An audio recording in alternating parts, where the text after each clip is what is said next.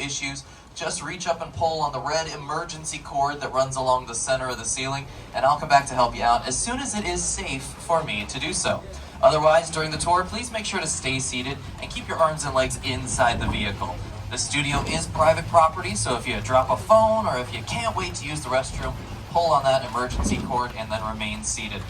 No smoking of any kind during the tour, please. And heads up, there's going to be loud noises, sudden tram movements, fire effects, and many water effects. So, if you have your cameras out, keep an eye on them so they don't get too wet. Finally, for your safety and for everybody around you, please do not use selfie sticks while you're on board. Now, we're going to kick off our 60th anniversary studio tour with a word from our co-host. He's also the host of The Tonight Show. It's Jimmy Fallon. Hi, I'm Jimmy Fallon. Welcome aboard the world famous studio tour. I know you're thinking, what the tugs? Well, we're celebrating our 60th anniversary. Like 60 years of glitz, glamour, and our own great white shark. As we celebrate our diamond anniversary today, we'll pay tribute to Universal's past and take you behind the scenes to discover why this studio tour is world famous. So whether this is your first visit or your 60th, get ready for fun. Parts of it like that. Now, while the studio tour has been around for 60 years, the movie-making studio itself has been around for over 100 years. It first opened on March 15th, 1915. On that day, the founder, Carl Laemmle, he invited the public into the studio so they could watch silent films being made. Guests could walk from set to set. They could marvel at the new technology involved in filmmaking at the time. But when they started adding sound to the movies, they needed quiet on set. So the original walking tour came to an end. But in the 1960s, under the leadership of company chairman Lou Wasserman and executives Al Dorskin and Jay Stein, the idea of reviving the tour came about when the Gray Line bus tours started making stops at the Universal gates.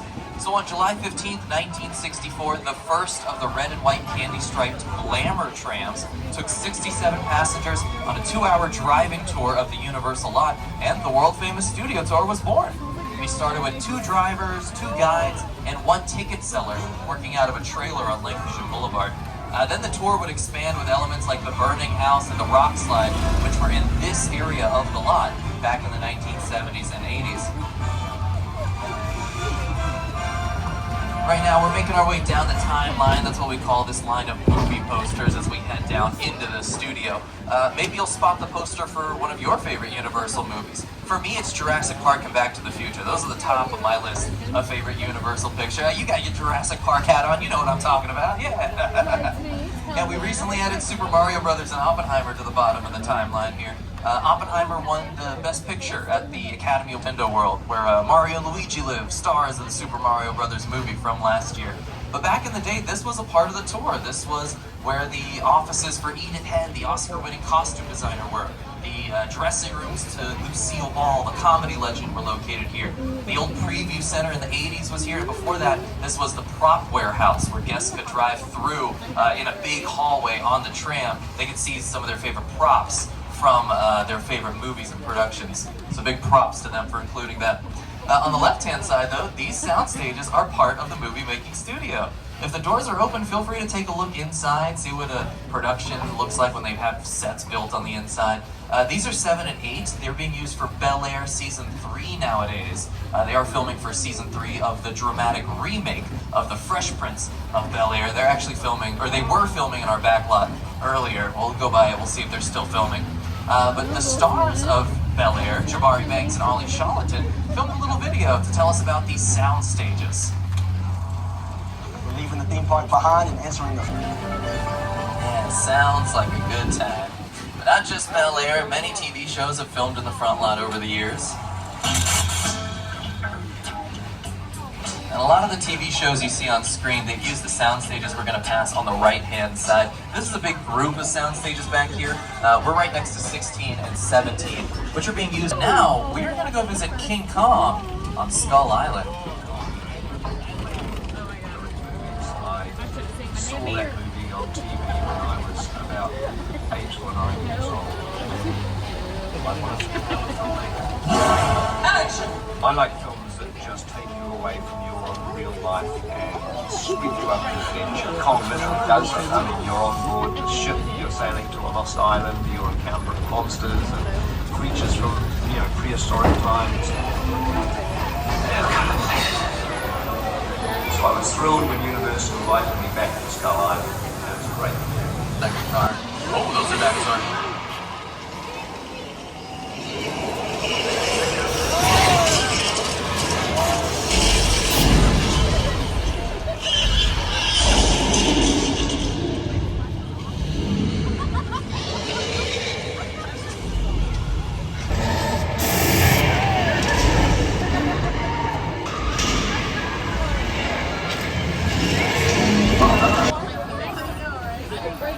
Everybody good? Nobody got eaten by a dinosaur, right?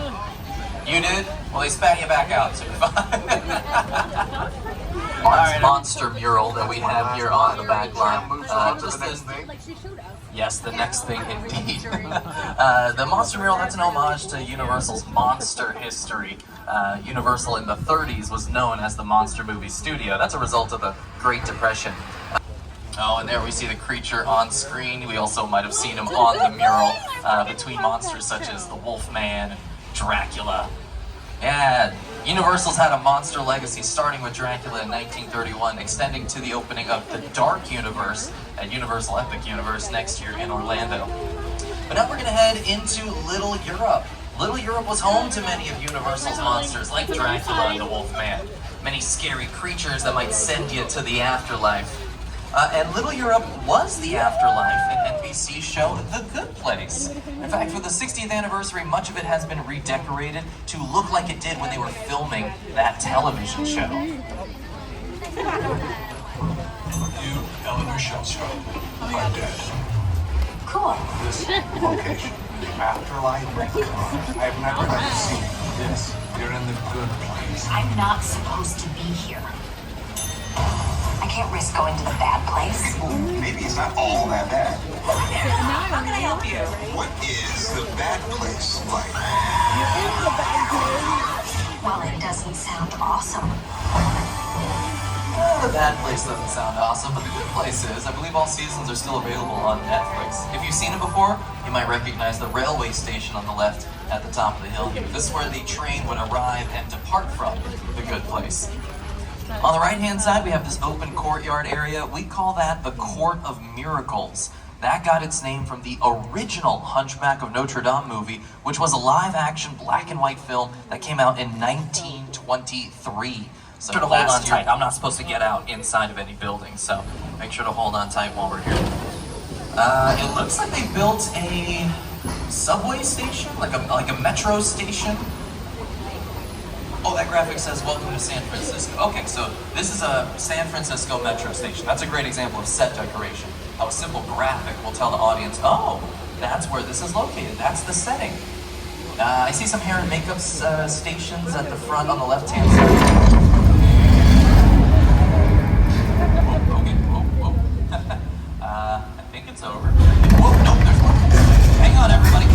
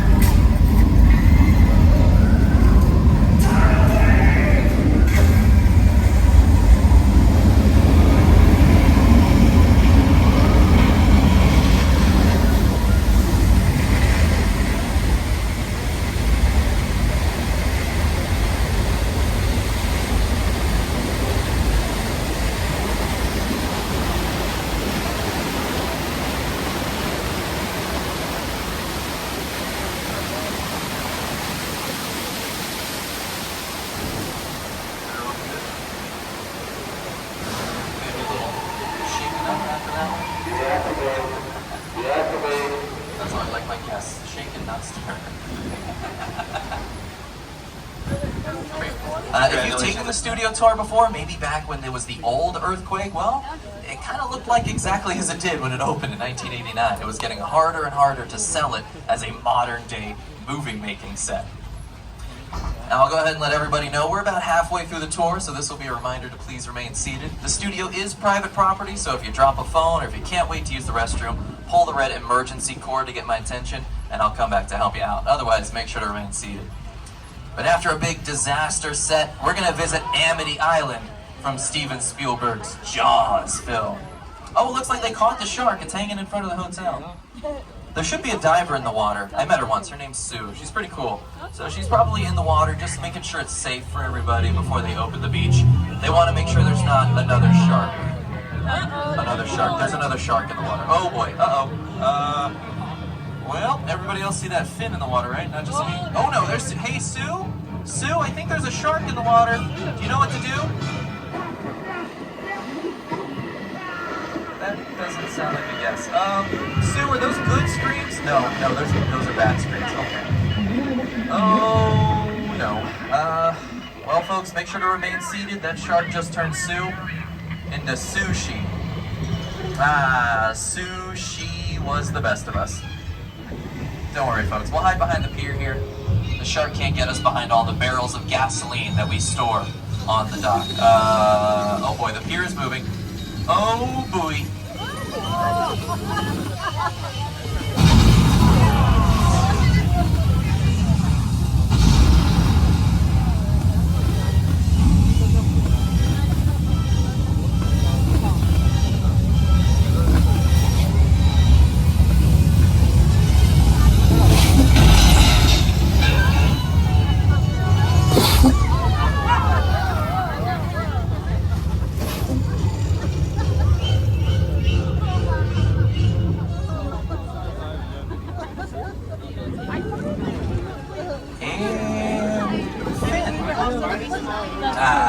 That's a cut. Great job, everybody. You survived the mechanical shark attack. Yay!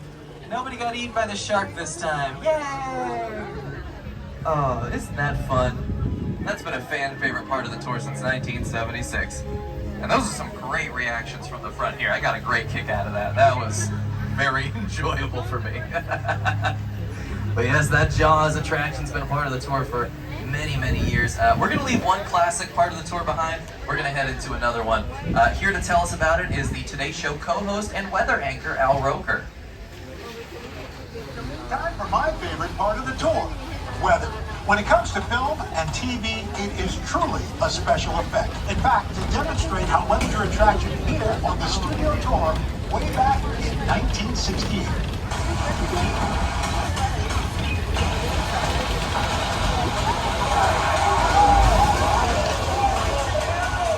Front here. I am far away from that. That got me. Kids, did you see that? That's why you don't leave the water running when you brush your teeth, okay? You don't want a flash flood in your bathroom. But you can also see that flood used in the movie Big Fat Liar with the Academy Award nominee from this year, Paul Giamatti.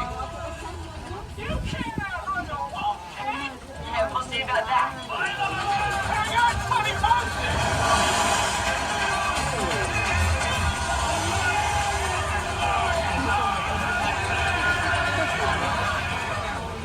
As Al Roker said, that flash flood was added to the tour in 1968. It was the first major special effect added to the tour since it opened in 1964. But again, the studio itself has been open since 1915, and in those days, they were still making silent films, especially westerns. And we've still got western sets on the lot to this day. Welcome to 6 Points. Now you might notice we're not exactly driving on a dirt road in the Old West here, we're driving on pavement. So when productions film here, for example Quantum Leap, they have to bring their own dirt. They brought truckloads of dirt to make it look like an authentic western town.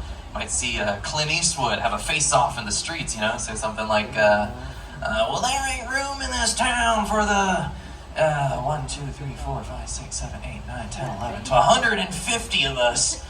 So we're gonna saddle up, we're gonna mosey on out of 6 Points. Yeehaw! wow. Yeah, 6 Points, these aren't real buildings. Most of them are what we call facades. If you're able to get a look at this building on the left when we pass by it, you look behind it, well, there is no rest of the building. It's just the one wall facing the center of the street. So we call those facades, meaning they're false fronts. As we take this turn, we're going to come to the other side of 6 Points. You'll see more examples of how these aren't real buildings. You'll look inside any open doors, you'll just see the woodwork on the inside. Some of these buildings will have metal sheeting as well, just to fill in the back. But yes, much of the back lot are comprised of facades. Now, you might have seen 6 Points before in Quentin Tarantino's movie, Once Upon a Time in Hollywood. Leonardo DiCaprio plays an actor in that movie, and that actor is cast as a villain in a Western TV show. In fact, this intersection on the left-hand side with the blue cones there, that is where Brad Pitt drops off Leonardo DiCaprio when he's bringing him for filming in that Western show. They were using 6 Points for those scenes. By the way, it's called 6 Points because back in 1915, the original 6 Points, it was shaped like a wheel and had 6 main streets. So they could film 6 movies at the same time. And with silent films, you don't have to worry about sound overlapping. Into a creative circle of tremendous designers at Universal that were trying to figure out how to replicate what the movie had done to audiences in a real way by building a physical shark that would come out of the water and terrify tourists as they were sitting in the tram. And the most amazing thing about the Jaws ride is it is exactly as it was from the time it was first placed on the Universal lot. There have been tweaks, of course, over the years, but it is essentially what the designers and myself all envisioned and created. Sorry to pause Steven Spielberg, but on the left, that is the time machine from the Back to the Future movies parked in front of the Lion Estates signs. That's normally in Courthouse Square, but since Courthouse Square was closed for Bel Air today, it looks like they brought the time machine out here to this area, to Steven Spielberg Drive. That's the road we're driving up. But that is the time machine from the Back to the Future movies. That is so cool that they brought it out here for us, even though we did not get Courthouse Square. How nice. But yes, this road we're driving up, it is called Steven Spielberg Drive, named after the director. Filmmakers might use this area if they want to look like they're far away from civilization. So for example, the movie Bird Box on Netflix with Sandra Bullock, they filmed a campsite scene out here. So even the trees at Universal are famous. I call them celebritrees. Part of a special set of woods. Hollywoods. And when everybody left to get back on the bus, I waited another 15 minutes until I'm sure the bus left, and then I had the entire lot to myself that day. And in those days, movie lots were so crowded because all movies were made on film lots. Today they're made all over the world, on locations, but most of it was focused in those days, in the 60s, on the film lots. So nobody noticed me when I was going around from soundstage to soundstage, and I really felt, in my own young way, I owned the lot and had the most amazing day of my life. Right now we are in the sets to Steven Spielberg's 2005 movie The War of the Worlds, starring Tom Cruise and Dakota Fanning. That plane on the right hand side, that is a real airplane that was purchased and destroyed for the film. Now it lives here. You might say it's reached its Tom Cruising altitude. Boo. Yeah, that's a real airplane they purchased from the Mojave Desert Aircraft Graveyard. The houses on the left-hand side, these are more facades. They're not real houses, but those houses were recently rebuilt for the 60th anniversary of the tour. They aren't the original houses that were there. The house on the right-hand side, though, that is the original house from the 1960 movie Psycho by Alfred Hitchcock. This is where Norman Bates lived with his mother. And if you see the second-story window on this side, looks like Mother's home. Ugh. She needs some moisturizer. The Psycho house, that's been an iconic part of the tour since the beginning. And as we head down the hill, you'll see our replica of LA. Been around for 60 years. And for the first few decades of the tour, one of the hallmarks was a visit to Prop Plaza, where guests could disembark for photos and interactions with characters and props. And for the 60th anniversary, we know yourselves. My name's Chris. I've been your tour guide. We have Courtney behind the wheel.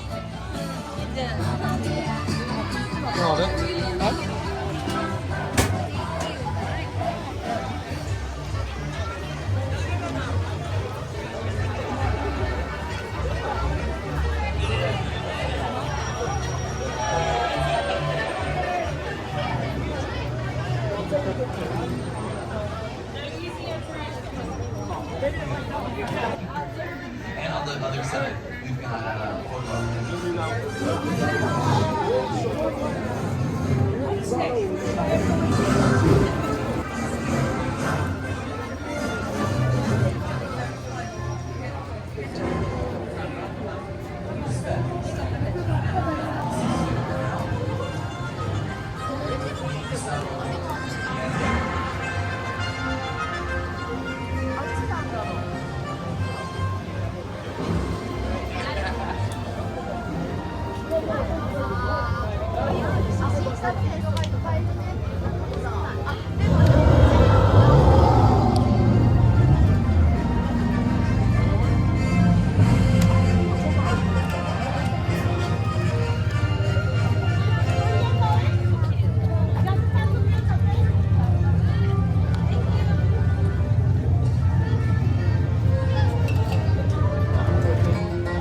That's for handicap, never mind.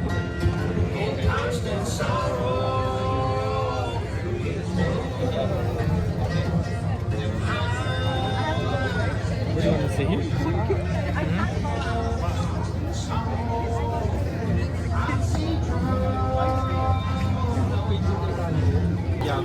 If you end up sitting on the left-hand side, watch your arms and legs when the gates come down.